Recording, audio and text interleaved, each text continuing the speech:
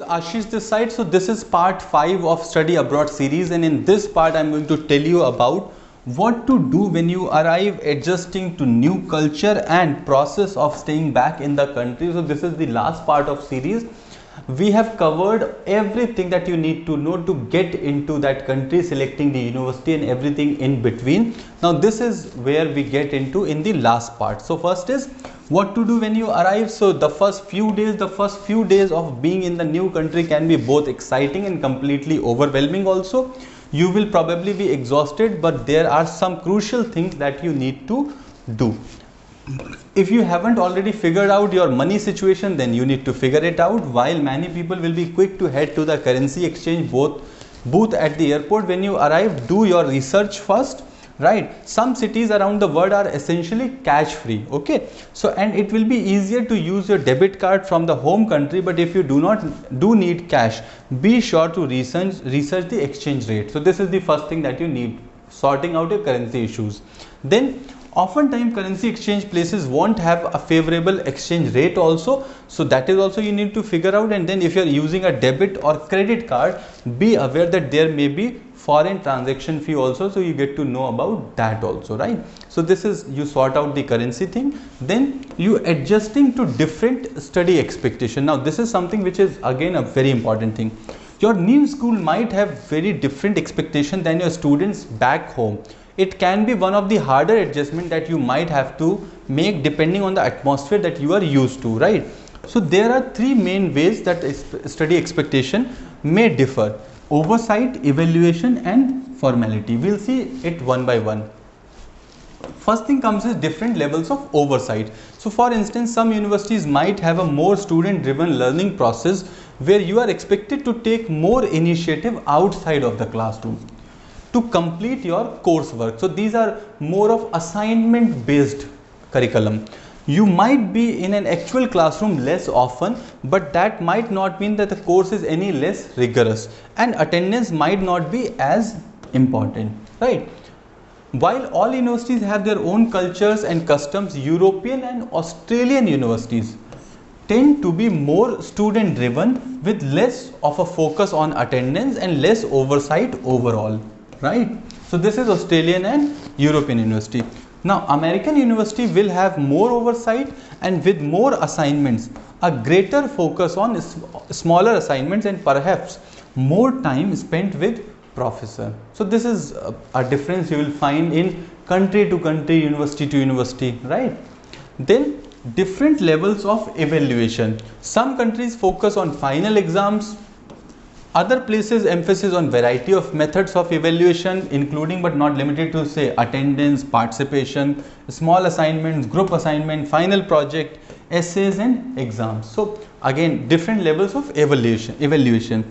If you are used to taking 2 exams a semester, suddenly being expected to complete a variety of assignments every week might be completely overwhelming, and this is what we generally see, right? And if you are used to being evaluated on many assignments throughout the semester, having so much weight on 1 or 2 exams might seem scary. You should also expect a difference in grading. Every country or region uses their own different grading scale, so that is also there that you will face. Next comes different levels of formality. You might also have to consider the language that you use with your professors, okay? So this is also important. Now in some countries you may found that students are addressing the professor with the first name, while in other countries you will find the culture to be very formal, right? So it is totally depending on the kind of country, that kind of culture that you observe, and then you get adjusting in that culture. So that is the different level of formality that you will find. Now next thing that comes is adjusting to new culture. Now you get into that country, what happens is you have a culture that is very different from your home country. So culture shock is real, and even if you are a frequent traveler, you probably won't be immune. Culture shock happens when you leave the culture you are accustomed to something new. There are generally 4 stages of culture shock that we'll discuss. First you will go through, which is known as honeymoon stage. This is where everything is thrilling for you. You might find the beaches, the nightlife, delicious food and everything else which is very good. Then, but what will happen is Next stage is, that is the period of frustration or negotiation. You might feel anxious from the language barrier and frustrated by difference in technology, hygiene, social interactions, transportation, or any of the other things that impact your day-to-day life. So from enjoying to irritating to frustration is what you get into. This period of anxiety doesn't last forever though, and eventually you will reach to the adjustment stage. Okay, so this is a general scenario, case to case it can be different. Okay, but then you come to the adjustment scenario. In this stage you will finally get your footing in the local culture and things won't seem so strange anymore. In the final stage, acceptance, you will be fully, so this is the last stage where you will accept, you will be fully comfortable in the new culture and may even get the reverse culture shock when you head back home. So if you do not know about the reverse culture shock, it is something which is very much existent. So what happens, you go to some country, first you get the culture shock there, but then you adjust in that country, but then what happens is you come back and you find your country to be very different than the life you were living in. So it's called reverse culture shock, right? So that is also you can face. So next thing that comes is how to beat culture shock when you are studying abroad. So find some positive people around you, that's very important, right? So having people around you makes your life easier, not just in terms of living a good life, but also in terms of understanding the country and getting the help whenever needed. Next is stay busy. It is very important. It may be tempting to stay home, but then if you are feeling frustrated by the language barrier, by doing something, nothing is worse than facing your fears. Okay, so you need to find yourself ways to stay busy.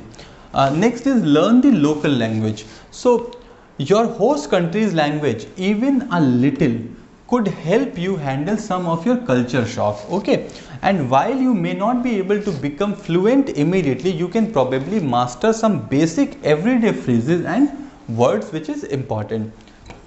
See if your program allow you to enroll in a beginner's language class.